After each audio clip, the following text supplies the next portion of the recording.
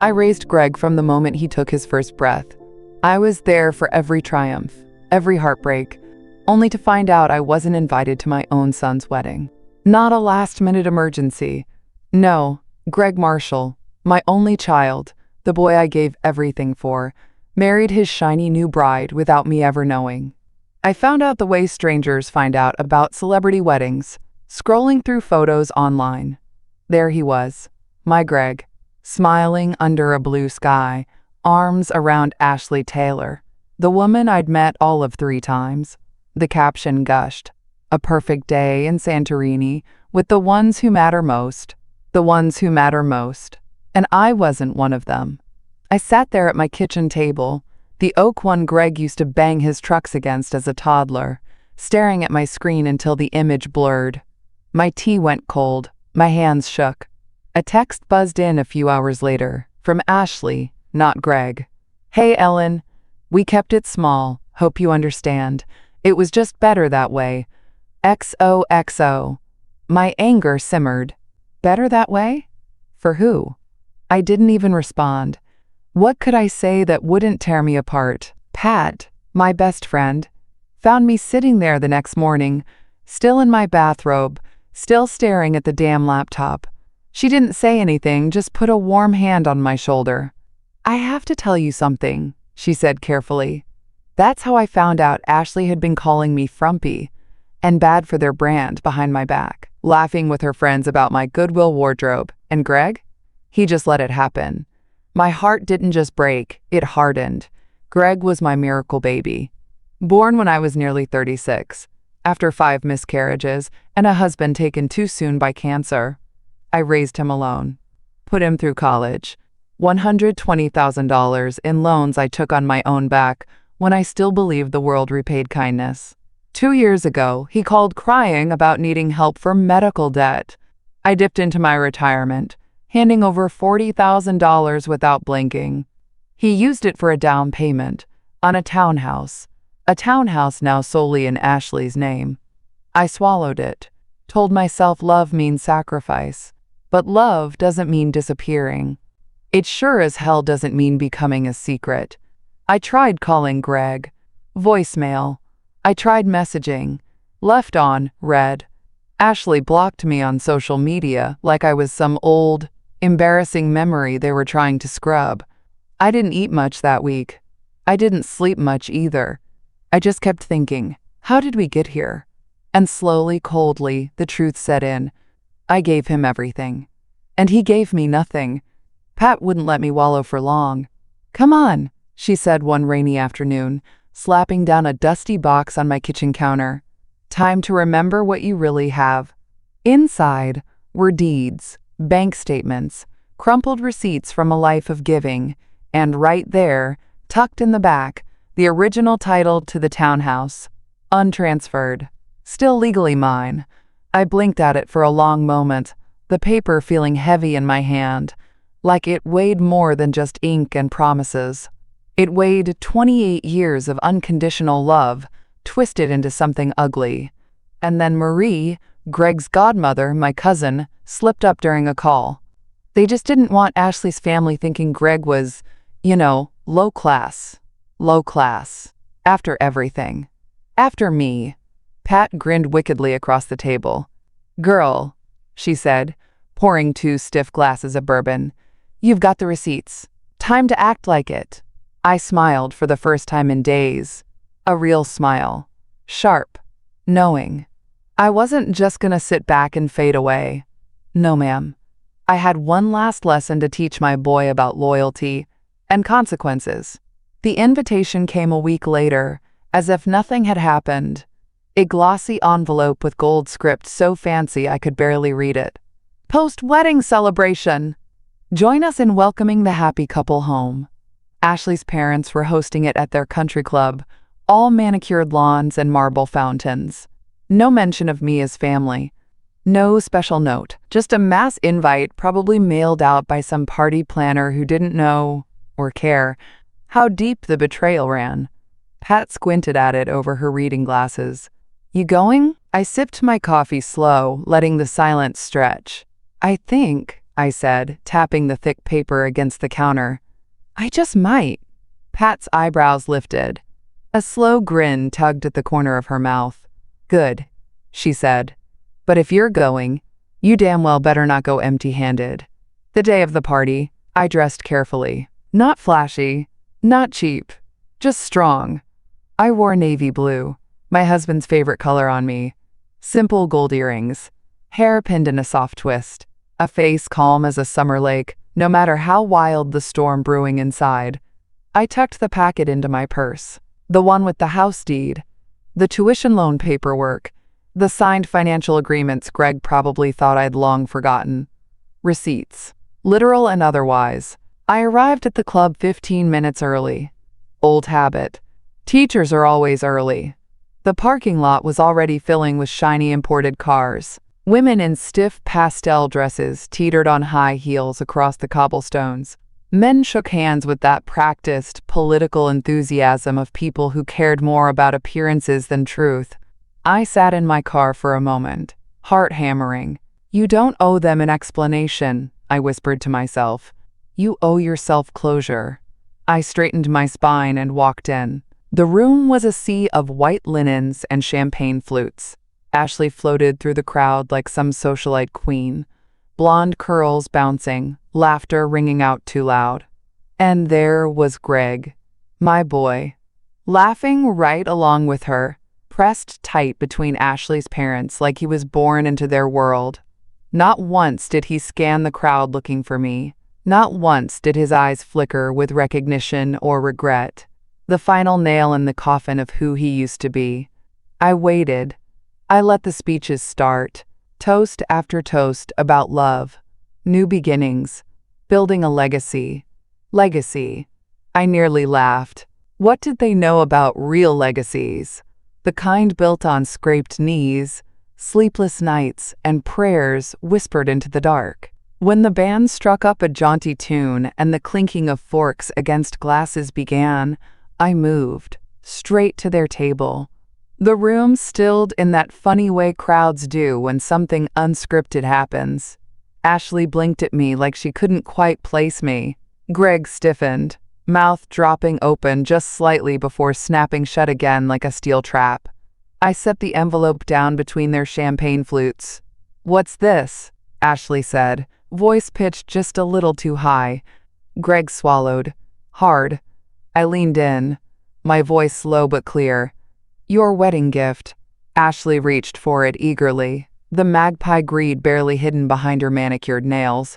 But Greg grabbed it first, sensing something she didn't. He flipped it open, and his face turned the color of curdled milk. I stood there, steady as a mountain, while Greg frantically shuffled through the papers. The official notice revoking the house gift. The repayment schedule for the loan he'd long forgotten. The documentation showing everything I legally retained. Every murmur in that glittering, shallow room seemed to fade to nothing but the sound of paper crinkling and breathing growing sharp. Ashley looked between us, her smile cracking. "What is this? What's happening?" Greg tried to find his voice. This isn't fair. You said..." I cut him off. Cool. Calm. "No, Greg. You assumed. You thought loyalty meant servitude. You thought you could cut me out and still keep the fruits of my sacrifice." I turned my gaze slowly to Ashley, making sure every word landed. "You erased your husband's mother from his life. Now you'll watch the life I built disappear too." Gasps rippled through the crowd. Ashley's parents looked like they'd just bitten into lemons. Greg opened his mouth again, desperate now. "You're ruining everything," I smiled. Soft, pitying. "No, sweetheart, you ruined it the day you decided I wasn't good enough to be seen." Then I turned, the heels of my sensible shoes clicking against the marble floor, and walked away. I didn't slam the door, didn't raise my voice, didn't throw a drink like some reality show diva. No, I gave them something worse. The quiet, undeniable realization that they had lost me and everything I had once been willing to give. I didn't drive straight home. No, ma'am. I took the long way, through winding back roads where the trees arched overhead like old friends guarding my heart. I rolled the windows down, letting the cool Ohio evening air wash over me, and let the stillness soak in. It wasn't victory I felt. Not exactly. It was something deeper, older. A kind of mourning, maybe. Because somewhere between finger painting in the kitchen and helping Greg pick out his prom tux, I'd built a version of us that only I had believed in. The real version? The one standing in that glittering country club with champagne stains on the carpet? That version had been rotting for years, and I'd been too blind, too loyal, too motherly to see it. The next morning, the fallout began. My phone lit up like a pinball machine. First Greg, texting, "Mom, can we please talk?" Then Ashley, not even pretending, "You're being cruel. This is harassment. You're embarrassing yourself." Then, shockingly, a call from Derek Taylor, Ashley's big shot father, the man who once looked right through me like I was part of the landscaping. I didn't answer, let it go to voicemail. But the nerve of that man. Like he thought a few blustering words could undo decades of betrayal and silence. Pat dropped by that afternoon, grinning like a cat who'd just tipped over a bowl of cream. "Well?" she demanded, setting a box of donuts on my table. "How bad is it?" I slid my phone across the table. She cackled as she scrolled through the desperate texts. "Good," she said, popping a glazed donut into her mouth. "About damn time they felt a fraction of what you've carried." I smiled tiredly. But deep down, a new strength was rooting itself inside me. One that didn't need anyone's approval. Not anymore. By the following week, the first official letters had gone out. Notice of lien on the townhouse. Formal demand for loan repayment. A polite but firm announcement of my intention to enforce the debt, if not resolved amicably. It was a mess. A big one. And for once, it wasn't my mess to clean up. Word got around quick. Turns out, Ashley's parents had been telling everyone that they helped Greg and Ashley buy that townhouse, bragging at parties, hinting at fat trust funds and smart investments. When the truth started leaking, the real money trail, my name on the deed, the loans, well, their precious reputation didn't look so polished anymore. Marie called me, voice shaking with barely hidden glee. "You should have seen Derek's face, Ellen," she said, breathless. He turned purple, like a bad cartoon. I laughed, truly laughed, for the first time in what felt like months. Then, 2 weeks later, came the real kicker. A notice from Greg's bank. They had defaulted on the loan I'd co-signed years ago, back when I trusted him without question. Which meant now I was responsible for paying it or letting my own credit, what little pride I had left, get dragged through the mud. I sat at my kitchen table, the evening light slanting across my unpaid bills and grocery lists, and felt the old bitterness rise. They weren't just selfish. They were reckless, willing to burn down my whole future just to prop up their paper-thin fantasy life. Pat saw the look on my face when I told her. "Don't even think about it," she said firmly, slapping her hand on the table hard enough to rattle the salt shaker. "You do not bail them out." "I'm not," I said, surprising even myself with how steady I sounded. "I'm letting it fall. Let them scramble. Let them panic. Let them see what happens when the foundation you thought was guaranteed finally crumbles under your feet." And fall it did. Greg and Ashley put the townhouse on the market within a month. Had to. Ashley's parents refused to cover their debts once the truth was out. They couldn't get what they paid for it either. Bad timing, rising interest rates, whispers of bad credit floating around like smoke nobody could quite trace. By midsummer, they were holed up in a tiny rental half an hour outside of town. Ashley's Instagram, once filled with gleaming countertops and beach vacations, went quiet. No curated snapshots, no humble brag captions, just a sad little bio line, taking time offline for self-care. I almost felt sorry for her. Almost. But then I remembered that text she sent after the wedding. "Hope you understand." Oh, honey, I understood just fine. One evening, as cicadas buzzed thick in the trees and the sun sank low, my doorbell rang. I opened it to find Greg standing there. Alone. No Ashley. No swagger. Just my boy, stripped down and unsure, holding a crumpled baseball cap in his hands like he was 12 again and scared he'd broken a window. "Mom," he croaked, voice cracking. "Can I come in?" I didn't say yes right away. I just looked at him. Really looked. At the lines around his mouth that hadn't been there 6 months ago. At the sag in his shoulders. The dullness in his eyes. Not a golden boy anymore. Not a brand ambassador for someone else's dream. Just a son. Maybe. If he was willing to work for it. I stood there a long moment. Long enough for the night air to chill my bare arms. Long enough for Greg's hopeful expression to falter. I leaned my weight on the doorframe and crossed my arms. "You here to apologize?"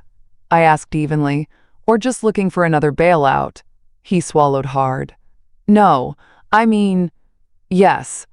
I mean," he scrubbed a hand through his hair, looking more like the boy who used to come crying after a scraped knee than the man who ghosted his own mother on his wedding day. "I messed up, Mom. Bad." My jaw tightened. You don't say, but I only stepped back just a little, wordlessly letting him in. Not forgiveness. Not yet. Just space. A hallway to earn it through. Greg shuffled inside, like a man entering a church he hadn't visited in years. He stood awkwardly in the foyer, eyes darting to the old family photos still hanging on the wall. Him with missing front teeth, holding up a soccer trophy. Him in a cap and gown, my hand squeezing his shoulder. I watched his gaze linger on the graduation picture, probably remembering how I'd stood in the screaming crowd, tears streaming down my cheeks, while Ashley had already been whispering in his ear about moving on to better things. I walked past him, toward the kitchen, setting down 2 mugs and filling the kettle with water, not offering coffee. Coffee was for friends. Tea was for cooling off hurt. Greg hovered at the threshold, shifting from foot to foot. "I don't know where to start," he mumbled. "Start anywhere," I said, not looking at him, but tell the truth. The truth came out in fits and starts. How Ashley had pushed him to distance himself. How Derek Taylor dangled job offers and connections if Greg would grow up and cut ties to his small-town past. How Ashley's family kept telling him that having a simple teacher widow for a mother would drag his image down. Greg's voice cracked when he said that last part. Simple. That was how they saw me. Simple, like furniture. Like a fixture you could leave behind when you moved to a fancier house. I sat across from him at the table where I'd once helped him build volcanoes for the science fair. "I'm sorry, Mom," he said, voice hoarse. "I let them make me believe, I don't know what, that I needed to be embarrassed of you, that you weren't enough." He bowed his head. "And the worst part is, without you, none of it would have happened. I wouldn't have had college, a house, hell, my life." The kettle whistled, sharp and shrill, breaking the heavy silence. I poured the water, set his cup in front of him. No sugar, no milk, just plain, like the truth he needed to drink. "You know," I said slowly, stirring my own tea, "I used to pray every night you'd have more than I did." I stared down at the steam rising from the cup. More choices, more freedom, more joy. Greg nodded quickly, tears swimming in his eyes. "But somewhere along the way," I continued, voice low and dangerous now, "you decided more meant better than." He flinched. "You wanted more than me." I met his gaze, steady and unblinking. "And you forgot the hands that held you up when you couldn't stand." Tears spilled over onto his cheeks. He didn't wipe them away. I let the words sit heavy between us. Waited. Earned. We talked long into the night. I didn't yell. Didn't sob. Didn't throw accusations like darts. I just laid it all out. What it cost me to build a life where he could chase his dreams. How betrayal doesn't always come in slamming doors and shouting matches. Sometimes it comes quiet, in absence, in erasure. And he listened, really listened. For the first time since he was a teenager, Greg listened to me. When the clock struck midnight, he finally said, "What can I do to fix it?" I shook my head. You can't fix it. Not completely. You can't unsay words. You can't unpost wedding photos that your mother wasn't part of. But, I said slowly, you can start by owning what you broke. And you can rebuild something honest. He nodded fiercely. I want to, I will. I didn't make it easy. Didn't promise him open arms and birthday cakes and Christmas mornings like nothing had changed. I made it clear. From now on, love would have terms. Respect, boundaries, consequences. He stayed the night. Slept on the couch like he used to after college parties, when he couldn't drive home. In the morning, he made the coffee himself and didn't leave a mess. He even left a note on the counter before heading to work. Love you, Mom. I'll make it right. I swear. I traced the shaky letters with my fingertips. One note doesn't fix 28 years of entitlement. But it was a start. A small, trembling bridge across the gulf between us. And this time, he was the one building it. The days after that first visit felt strange. Like I was living inside a house where all the furniture had been moved an inch to the left. Nothing looked different, but everything felt different. Greg texted me every other day at first. Small things. Saw a rainbow today. Thought of you. Made your chicken pot pie recipe. Burned it. Still tasted good. Little stitches. Trying to sew torn fabric back together. I didn't always reply. Sometimes forgiveness needs space to breathe. Pat, of course, had opinions. She plopped into the chair across from me one afternoon, sipping sweet tea like it held state secrets. You buying this sudden transformation? I shrugged. Time will tell, she snorted. Time and maybe a couple hard lessons. Don't go making it easy for him. I'm not, I said firmly. And I meant it. Greg was welcome at my table again. But he wasn't welcome to set the terms anymore. Meanwhile, the ripple effect from the party still hadn't settled. Marie called, her voice dripping with juicy updates. Did you hear? She crowed. Derek Taylor's been forced off the board at the country club. I blinked, startled. No, I didn't. Yup. Rumors flying about how they covered up Ashley and Greg's financial mess. Nobody wants that stink around their Sunday golf games. I almost laughed. Almost. Ashley's family had built their castle out of image, and image crumbles fast when it's built on rot.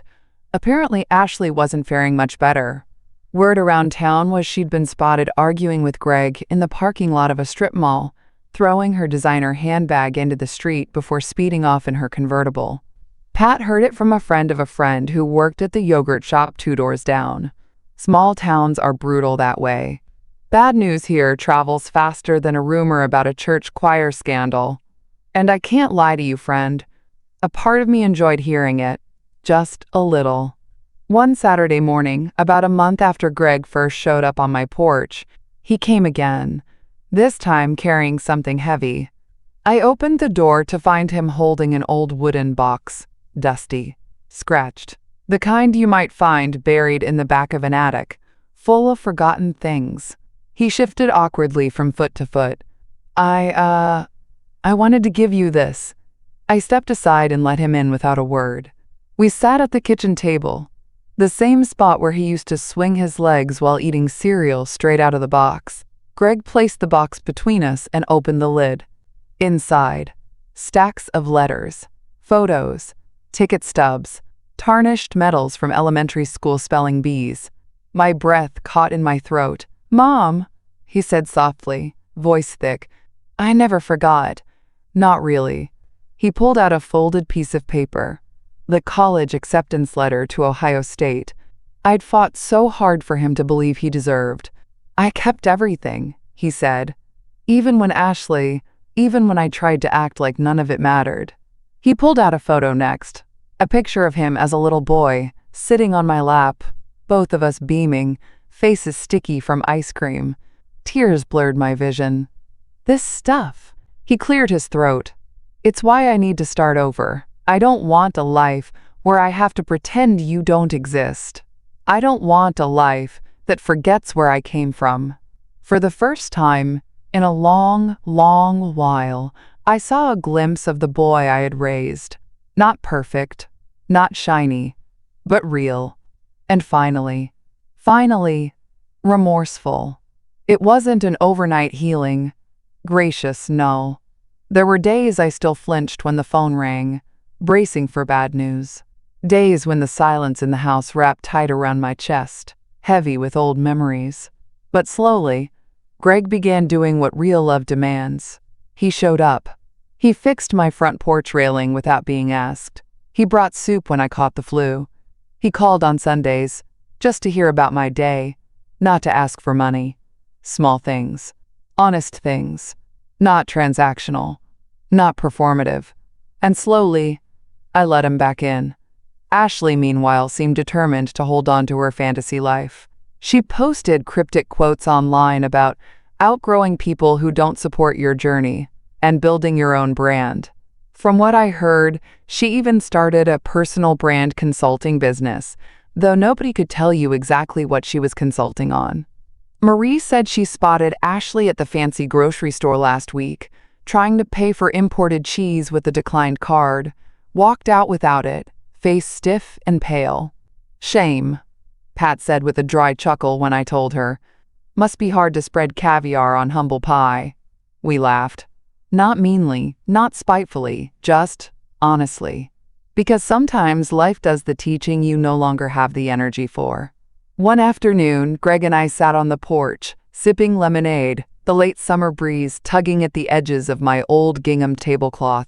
He watched the trees sway, the sky turning the color of buttermilk. "Mom," he said quietly, "I know I don't deserve another chance." I glanced at him over my glasses. "But if you'll let me," he added, voice cracking a little, "I want to spend the rest of my life earning it." I took a long, slow sip of lemonade, letting the silence stretch, letting the cicadas sing their low, rattling song. Finally, I set my glass down and met his gaze. "We'll see," I said softly, "but you're off to a good start." The first real test came faster than I expected. It was a Saturday morning, the kind where the air already smells like cut grass and car wax by 9 a.m. I was sitting on the porch, peeling apples for a pie, when Greg's truck pulled up to the curb. He got out slower than usual, shoulders stiff, mouth drawn tight. Something was wrong. He climbed the steps and stood in front of me, hands shoved deep into his pockets. "Mom," he said, voice low, "I need to tell you something." I set the paring knife down, wiped my hands on my apron, and waited. He pulled out a folded letter, crumpled and smudged, like he'd read it a dozen times. "Ashley filed for divorce," he said flatly. "Yesterday." The words hit the porch like a dropped hammer. I sat back in my chair, feeling the weight of it settle between us. Greg looked exhausted. Not just tired, worn out, like someone who'd been losing battles long before the final surrender.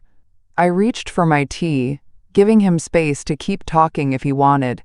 He didn't. He just stared out across the yard, watching the neighbor's kid chase a butterfly with a neon green net. "They said," he swallowed, "they said she moved out already. Took the furniture her parents bought. Left me with the debt." I raised one eyebrow slightly, but kept my mouth shut. Let him sit in the consequences he'd spent years building. "And the townhouse sale," he added, voice breaking, "fell through. Buyer backed out." There it was. The desperation. The old familiar panic. But this time, I stayed still. I didn't jump up with solutions, didn't rush to fix what wasn't mine to mend. Greg finally turned back toward me. "I'm gonna lose everything," he whispered. "I need help." My heart ached for him. It truly did. But I wasn't the same woman who used to empty her pockets at the first sign of his trouble. "I'm sorry, son," I said gently. "I truly am." I picked up another apple, started peeling again, slow and steady. "But you're a grown man now. You built this life. It's yours to rebuild too." He looked stunned. Like he expected a checkbook to materialize out of thin air. Like he expected the old Ellen, the fixer, the enabler, to step back into place. But I just kept peeling. "You have 2 hands," I said. "A good brain. And if you work hard, you'll climb out of it." "But," his voice cracked, "don't you want to see me okay?" I smiled sadly. I want to see you strong, Greg.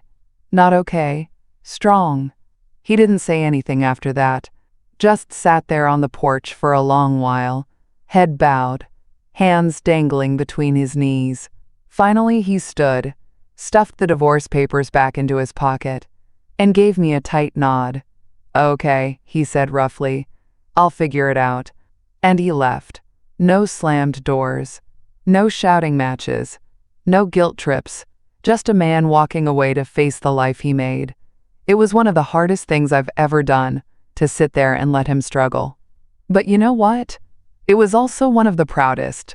Pat came by later. After I texted her about the divorce news, she didn't even bother knocking. Just bustled right in, carrying 2 big containers of takeout and a bottle of cheap rosé. We sat on the porch eating lo mein straight from the cartons, sipping wine out of chipped coffee mugs. So, she said, twirling noodles around her fork, you finally did it. Did what? Let go. She grinned. Cut the damn cord. I laughed. A real, chest-deep laugh that startled a squirrel off the fence post. Feels weird? I admitted. Freedom always does at first, she said, raising her mug. To freedom. We clinked cups and toasted under the wide Ohio sky. Over the next few weeks, Greg kept in touch. Smaller, humbler this time. He called to tell me he'd picked up side jobs, driving for deliveries at night, working part-time at a hardware store on weekends. No grand promises. No manipulations. Just work. The real kind. The kind that builds calluses on your hands and grit in your soul. He even brought over a bag of groceries one Saturday afternoon. Just basics. Milk, bread, canned beans. Not because I needed them. Because he wanted to give something back for once. I accepted them without fuss. Just smiled and thanked him. Because that's what grown-ups do. They give what they can. And they don't keep score. Ashley? Well, last I heard, she moved back in with her parents. She's trying to build a new lifestyle brand now, something about manifesting luxury energy on a budget. The irony doesn't escape me. Pat showed me a flyer last week, snickering so hard she nearly choked on her egg salad sandwich. Maybe she can manifest herself a new conscience, Pat muttered. I just smiled. Let life do the teaching. Life's lessons are harsher and more honest than anything I could say. One evening in late October, Greg and I sat on the porch again. The air was crisp, leaves crunched underfoot. Somewhere down the block, a kid was trying, and failing, to fly a plastic bat kite. Greg pulled his jacket tighter around his shoulders. I know I can't fix everything, he said quietly. And I know it'll take time, I nodded. But, he added, voice thick with something that sounded like real hope, I want to build a life you'd be proud of. I stared out at the twilight sky, letting his words settle deep into my bones. I already am, I said softly. But this time, it's for you to see it, not for me to prove it. It's funny how life sneaks up on you. One minute you're settling into the quiet, tidying the garden, organizing old photos, learning to live in the calm after a storm. And then a letter shows up that throws everything into question. It came on a Tuesday. Plain white envelope. No fancy return address. No warning. I sat at the kitchen table with a cup of peppermint tea, the late afternoon sun slanting across the worn wood, and slit it open with the same paring knife I used for peeling apples. Inside was an official-looking letter from the Ohio State Teachers Association. A retirement offer. Not just a pat on the back and a gold watch kind of thing. A full scholarship offered in my name for continuing education, for me to teach part-time again if I wanted to, at the local community college. Flexible hours. Full freedom. A second chapter. I stared at the paper until the words blurred. Teaching had been my whole life once. Before Greg. Before widowhood. Before I poured every ounce of myself into making sure my son had the chances I never did. I used to love it. The clatter of chalk on boards. The laughter in the halls. The way a shy kid's face lit up when they finally understood something they thought they were too stupid to learn. God, I missed it. But I'd packed all that away, years ago. thinking my best work was behind me. Now here it was again, dangling like a carrot, or maybe like a lifeline. I folded the letter carefully and set it aside. Too big a decision for one cup of tea. Pat came by later that night, armed as usual, with donuts and nosiness. She spotted the letter the minute she walked in, like a bloodhound on a scent. "What's this?" she asked, snatching it up. I told her, explaining the scholarship, the part-time offer, the possibility. She read it twice, eyebrows climbing higher with every line. "Well?" she said finally, grinning like a cat in a creamery. "You gonna take it?" I shrugged, suddenly shy. "It's been years, Pat. I'm out of practice." "You're out of practice breathing sometimes, but you're still standing," she shot back. I laughed. I couldn't help it. But deep down, doubt gnawed at me. Was I too old to start again? Too bruised by everything Greg had put me through? Too tired? Pat must have seen the uncertainty in my face because she leaned across the table, her voice softening. "You spent your life giving everybody else their chance, Ellen. Maybe it's time you took yours." That night I couldn't sleep. I lay there staring at the ceiling, feeling the old stirrings of something I thought I'd buried long ago. Hope, excitement, terror. Starting over wasn't just a matter of signing papers and showing up. It meant opening my heart again, risking failure again, believing that maybe, just maybe, life still had good things tucked away for me. I rolled over and stared at the clock. 2:17 a.m. Might as well have read, "Your move, Ellen." The next morning, Greg came by. Unannounced but welcome these days. He helped me carry in groceries without being asked, made polite conversation about the weather, and brewed a pot of coffee that tasted like burnt hopes but was full of good intentions. As we sat at the kitchen table, I slid the letter across to him. He read it slowly, carefully. Then he looked up, a little crease between his brows. "You thinking about doing it?" I nodded. "Thinking about it," he smiled. "Real, no flash, no posing." "I think you should," he said simply. "You deserve something that's just yours." My throat tightened so fast I had to look away. All those years, all those sacrifices. And here he was, finally understanding that I was a person too, not just a service provider with a heart. "Thanks, honey," I said, my voice thick, and I meant it. I signed the acceptance papers that afternoon, drove them down to the tiny post office on Main Street, the one with the crooked flagpole, and the cranky woman who always gave me extra stamps because her niece had been one of my students. As I slid the envelope through the metal chute, I felt a weight lift off my chest. Not all the way, not like magic, but enough to breathe a little easier. The fall semester started 2 months later. 2 classes, 3 mornings a week, young faces, older faces, faces as nervous and eager as I felt inside.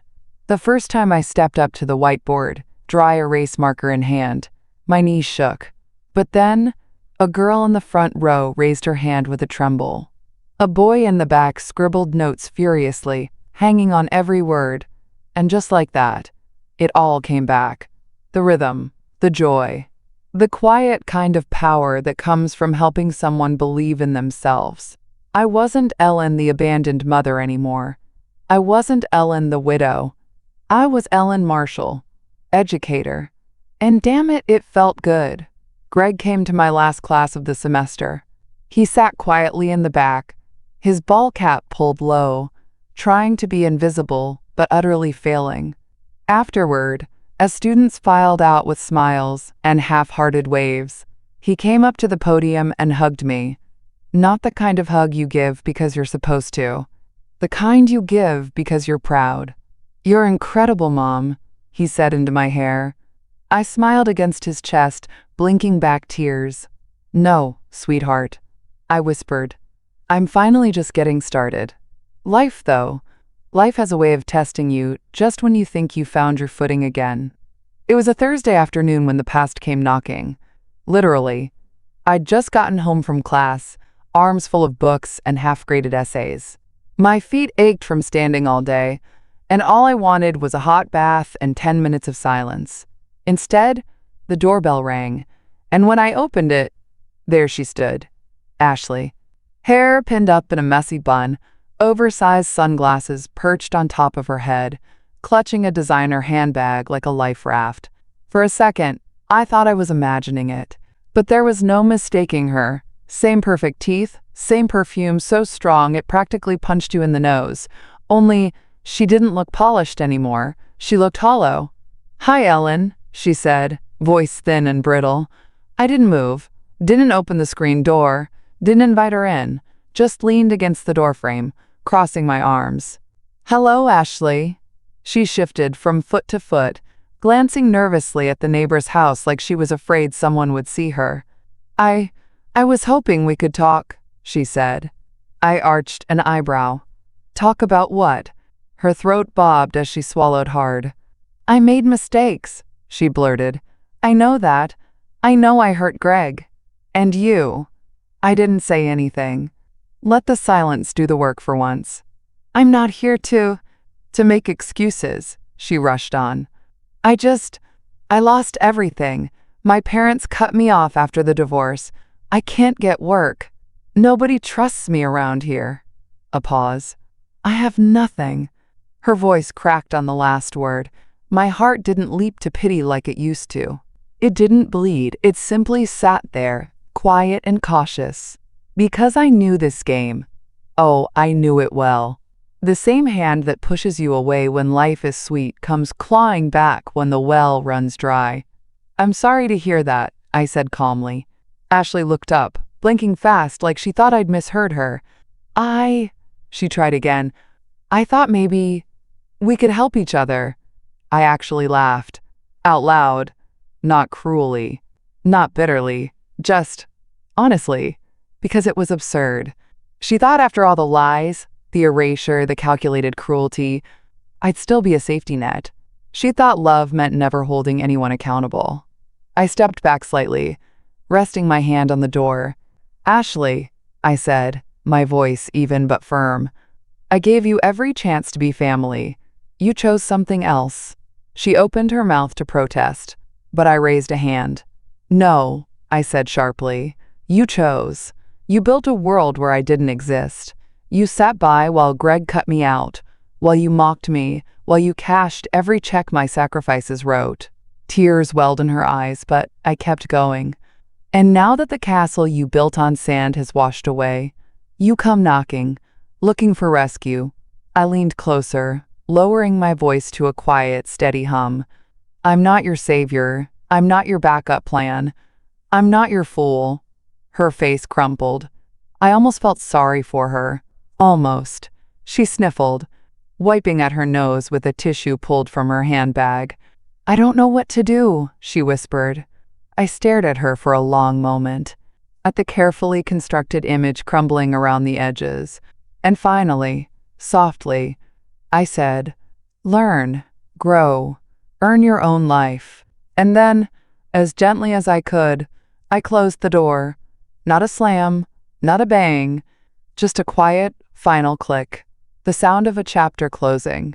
I stood there for a while, hand resting on the knob, feeling my heart beat steady and sure in my chest.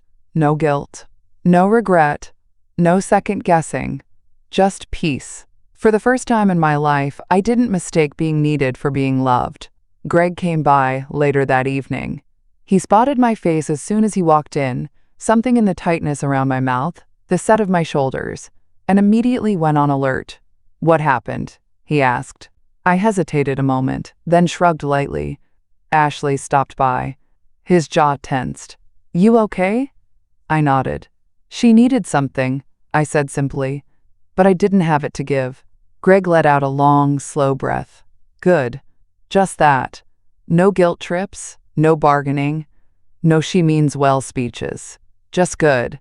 He sat down at the kitchen table, pulled a battered deck of cards out of his pocket, and grinned. "How about a few hands of gin rummy?" I smiled back. Not because the wound was gone, not because all the hurt had been erased, but because healing isn't about pretending the hurt never happened. It's about sitting at the same old kitchen table, with all its scars and scratches, and knowing you're still strong enough to play the next hand anyway. After that day, something shifted inside me. Not loud, not dramatic, just a quiet, stubborn flame sparking to life.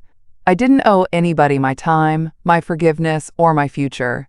I had finally learned to put my own name at the top of the list. And let me tell you, friend, freedom, real freedom, tastes sweeter than any apology. It was Pat, of course, who first hinted at the next big thing. We were sitting on the porch one Friday night, eating leftover peach cobbler straight from the pan, when she casually mentioned it. "You know," she said, licking a bit of syrup off her thumb, "you ought to meet Frank." I shot her a look over my glasses. Frank? Frank Willis, retired mechanic, widower, nice fella, handy with tools, plays a mean game of horseshoes. Met him at the senior center last month. I snorted into my cobbler. "Pat, I'm not looking for a man." She shrugged, all innocence. "Didn't say you were looking, just said you ought to meet him." I shook my head, smiling despite myself. Pat grinned like a matchmaker who knew she'd already lit the fire. 2 weeks later, I ran into Frank by accident. At the farmer's market, of all places. I was reaching for the last jar of homemade blackberry jam when a big, calloused hand beat me to it. "Oops," he said, flashing a sheepish smile. "Didn't mean to steal your prize." I laughed, genuinely amused. Frank was broad-shouldered and sun-tanned, with crinkles around his blue eyes that said he'd spent more time smiling than frowning. He wore a battered ball cap and smelled faintly of motor oil and peppermint. I liked him instantly. "Tell you what," he said, holding up the jar. "You take it, and I'll settle for peach." I shook my head. "No, you were faster. Fair's fair." He studied me a moment, then grinned wider. "How about we split it?" That's how it started. Not with fireworks, not with grand gestures. Just two people sitting on a bench, sharing fresh bread and blackberry jam straight from the jar, laughing about nothing in particular. Frank was easy, in a way I hadn't known I needed. No games, no performances, just kindness wrapped in flannel and work boots. We talked about gardens and classic cars, and how both of us thought store-bought tomatoes tasted like wet cardboard compared to the real thing. He didn't ask prying questions about Greg or Ashley, didn't press for details I wasn't ready to give, just listened, really listened. It had been a long, long time since someone did that without an agenda. Pat nearly exploded when I told her. She whooped so loud a squirrel dropped its acorn right onto the porch railing. "I knew it," she crowed, pointing a triumphant finger at me. "I knew you had another adventure in you." I rolled my eyes, but I was grinning too. It felt good. It felt right. Not because I needed a man to fix me, not because I was lonely, but because sometimes, when you heal the parts of yourself you thought were too broken to ever fit back together, you find room for something new, something simple, something sweet, like blackberry jam on fresh bread. Greg met Frank about a month later. It was awkward at first. Greg hovering like a guard dog, trying to size him up without being obvious. Frank handled it with easy grace, offered Greg a firm handshake, complimented the old truck Greg was fixing up, chatted about baseball like they'd been neighbors for years. By the end of the evening, Greg was laughing at Frank's terrible jokes and helping him carry in lawn chairs from the porch. Later, as Greg hugged me goodbye, he whispered, "He's good for you, Mom." I squeezed his hand. "No, honey," I said softly. "I'm good for me. Frank's just the icing." Greg grinned. And for once, it reached all the way to his eyes. One crisp October evening, Frank and I sat on the porch, wrapped in quilts, sipping spiced cider while the sky blazed pink and orange. "I'm not good at moving fast," I said, my voice rough from nerves. Frank chuckled low in his chest. "Good," he said. "I'm not either." We sat in easy silence after that, watching the stars pop out one by one. It wasn't the giddy rush of young love. It was something better, steady, sure, earned. And for the first time in decades, I realized I didn't just survive the heartbreak. I didn't just rebuild the ruins. I built something stronger, something rooted. A life that wasn't centered around who needed me, but who deserved me. And friend, let me tell you, that's the sweetest kind of homecoming there is. Life was finally blossoming again, but life, as always, had a way of testing that growth. It started with a phone call at dusk. The sky outside had just begun to slip into that soft lavender blue when the phone rang, loud and sharp in the quiet kitchen. I wiped my hands on a towel and answered without checking the caller ID. It was Greg, and he sounded panicked.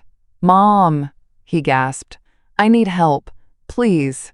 Turns out, Greg had thrown his back out, moving furniture, of all things, trying to scrape together a few bucks helping a neighbor. Pushed too hard, twisted wrong, and now he was stuck, flat on his apartment floor, unable to move. No Ashley to call, no best man, no lifeline but me, and he knew it. I drove over immediately.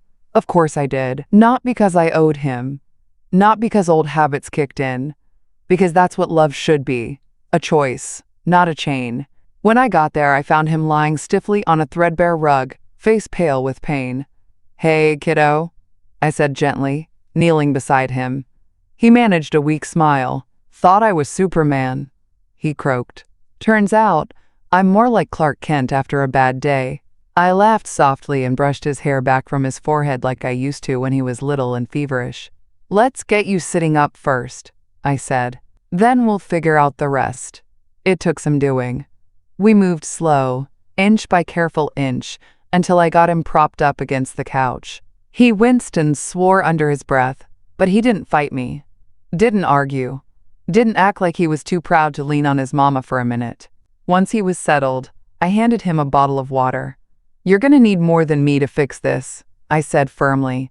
"You need a doctor. A real one." He nodded, defeated. I made the call to the urgent care center while he closed his eyes and tried to breathe through the pain. And you know what? It didn't feel like old times. It didn't feel like falling into the trap of being his crutch again. It felt right, balanced. He wasn't asking me to save him. He was just asking me to stand by him while he saved himself. There's a difference, friend. A big one. At the clinic, the doctor confirmed what I suspected. Severe muscle strain, bed rest, ice packs, physical therapy, weeks of slow, frustrating recovery. Greg sat there, shoulders slumped, looking like he might cry. "I can't afford to miss work," he muttered. I rested a hand lightly on his knee. "You'll figure it out," I said quietly. "You've already figured out harder things." He looked up at me then, really looked, and for the first time, I saw no entitlement in his face, no expectation that I would swoop in and fix it all. Just gratitude, simple and true. When I dropped him off at home later that night, he hugged me tightly, wincing a little but holding on anyway. "Thanks, Mom," he whispered into my hair. "Not for saving me, just for being here." I smiled against his chest. "Always, honey," I murmured. "But you're doing the hard part now." He chuckled, a rusty, tired sound. "Hard parts build character, right?" "That's the rumor," I teased, ruffling his hair like I hadn't dared do since he was a teenager. He grinned sheepishly, and for one sweet second I caught a glimpse of the little boy I used to tuck into superhero bedsheets at night, still there, just grown, just learning. Like me. Driving home, I rolled the windows down, letting the cool night air rush over me. I thought about all the years I spent scrambling to protect him from every consequence. All the times I patched things up so he wouldn't have to feel the sting of failure. And I realized the best gift I ever gave my son wasn't the house, or the college tuition, or the endless second chances. It was this, the strength to stand when life knocked him flat. Not because I caught him every time he fell, but because I finally stepped back far enough to let him learn how to rise. When I pulled into the driveway, Frank's truck was already there. He was sitting on the porch swing, strumming a battered old guitar, singing some slow country tune under his breath. He looked up and smiled when he saw me. That smile, the easy, patient one that never rushed me, never demanded, never judged. I sat down beside him and let him pull me into the crook of his arm. "Everything okay?" he asked, his voice low and warm. I nodded, resting my head against his shoulder. "Yeah," I whispered. "Everything's better than okay." The porch light buzzed above us, casting a soft halo around our feet. Somewhere down the street, a dog barked once and fell silent. And under that wide Ohio sky, I realized something. Maybe healing isn't about never getting hurt again. Maybe it's about finally trusting yourself enough to know you'll survive it and build something beautiful anyway. The past, I've learned, doesn't always knock. Sometimes it just strolls right up your front walk like it belongs there. Uninvited. Unfinished. It was a cool Saturday morning. Crisp enough to need a sweater but not cold enough to close the windows. Frank was off helping his brother repair a shed, and I was elbow deep in pie dough when I heard the crunch of tires on the gravel. I glanced out the kitchen window, expecting Pat or maybe a delivery truck, but when I wiped my hands and opened the front door, there he was, Derek Taylor, Ashley's father, looking about as out of place as a turkey at Thanksgiving. For a long moment we just stared at each other. He was thinner than I remembered. The arrogant tilt of his shoulders was sagging now. He clutched a leather folder against his chest, like it might shield him from whatever reckoning he thought he was due.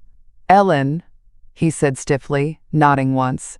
"Derek," I answered, voice flat as dry toast. Another awkward beat of silence. "May I come in?" he asked finally. I thought about it. Hard.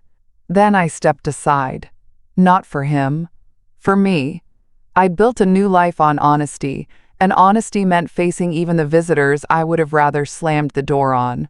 We sat across from each other at the kitchen table, the pie dough still floured across the counter behind me. I didn't offer him coffee. Didn't make small talk. Just waited. Derek cleared his throat. "I came to apologize," he said. I raised an eyebrow, skeptical but silent. "I know what my family did," he said, struggling over the words like they had burrs. "What Ashley did, what I encouraged." He swallowed hard.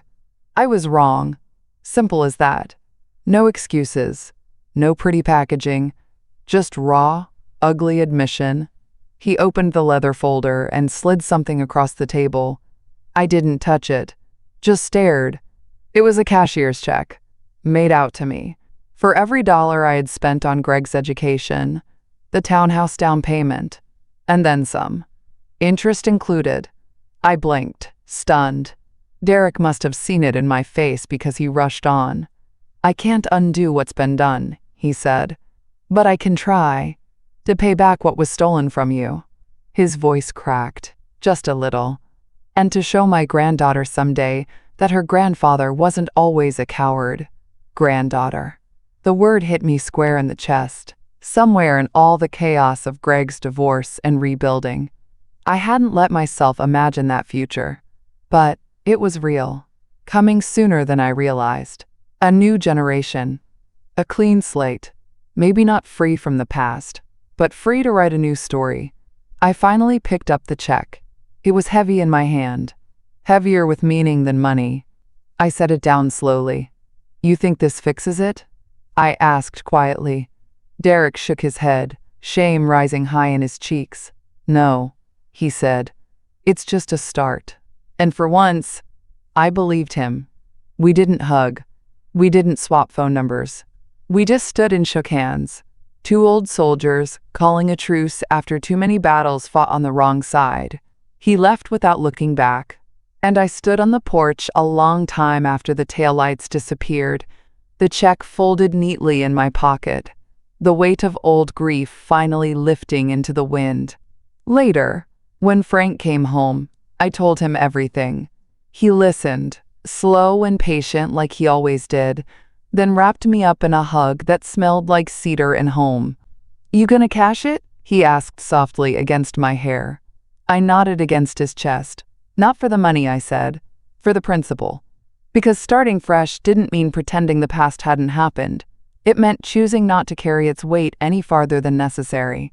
That night, I sat down with a fresh notebook and a pen that glided across the paper like a whisper. I made a list, not of debts owed, not of wrongs done, but of dreams. Big and small, places I wanted to visit, books I wanted to read, recipes I wanted to master, stories I wanted to tell. Not for Greg, not for Frank, not for anyone else. For me, Ellen Marshall, widow, mother, survivor, woman standing tall in her own story at last. Outside the window, the cicadas droned low and steady. Inside, the future stretched wide and waiting. And for the first time in longer than I could remember, I didn't feel afraid. I felt ready. Once the dust settled, once the check cleared, and the memories tucked themselves into quieter corners, I realized something. Dreams don't chase you. You have to chase them. And friend, I was done waiting for permission. It happened, one Sunday afternoon, sitting on the porch with Frank. He was fiddling with a broken birdhouse, muttering about nails, too small for a decent man's hands, and I was flipping through a worn old magazine, barely skimming the pages. That's when the ad caught my eye. Small, easy to miss. Travel the country, teach community classes, house-sitting opportunities available. I laughed at first. The ideas seemed crazy. Me, roaming from town to town like some wandering schoolmarm. Me, who hadn't left Ohio in 20 years. But the more I thought about it, the more something stirred inside me. Not fear, not sadness, excitement. I circled the ad in thick black ink and tore it out, folding it carefully into my sweater pocket. I didn't tell Frank right away. I needed to sit with the idea a bit longer. Needed to ask myself the hard questions. Was I running away or running towards something? Could I leave behind the familiar? The safety of Pat's coffee dates? Frank's quiet hand on mine? Greg just a phone call away? Did I dare want more after all this time? The answer rose up from somewhere deep and sure inside me. Yes, I dared. When I finally told Frank, he didn't blink, didn't scold, didn't guilt me. He just reached across the porch table and squeezed my hand. If you want to go, he said, his thumb brushing my knuckles, you better start packing. Adventure doesn't wait forever. Tears burned my eyes, but I smiled through them. I'd come back, I promised. He chuckled, that low rumble I loved so much. Of course you will. You're too stubborn to stay gone for good. We sat there a long while, the sun slipping lower behind the maples, until the sky turned that deep, bruised purple that feels like a secret. And just like that, the decision was made. Greg took it harder. He showed up the next day with a box of pastries and a worried crease between his brows. You're leaving? He asked, like he couldn't quite wrap his head around it. I smiled gently. Not forever. Just seeing what else is out there. He sat at the kitchen table, fiddling with a loose thread on his jacket. I guess I thought. He trailed off, chewing his lip. You thought I'd always be right here. I finished for him. He looked up, guilty. I patted his hand.